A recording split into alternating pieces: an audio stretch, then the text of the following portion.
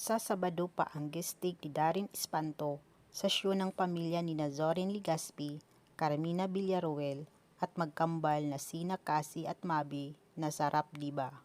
Pero may patikim na kaagad ang singer sa kanyang TikTok account. Nauna na siyang mag-post ng pagsayaw ni Cassie at Mabi sa choreo ng kanyang latest single na Bibitaw Na. Marahil, kakatapos lang ng tiping ni Darin Espanto para sa naturang Kapuso Show at ito ang naisip niyang pagkakataon na gamitin ang magkapatid sa promo ng kanyang song para makahakot ng views at likes.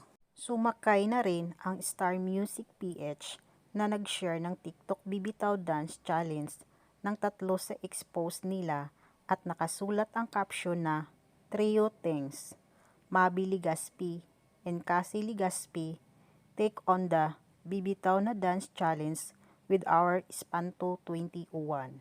Meron ng 45.4k likes ang TikTok video, samantalang sa Sabado pa lang malalaman ang data ng mga sumubaybay sa TV guesting ni Darin Espanto sa Sarap Diba.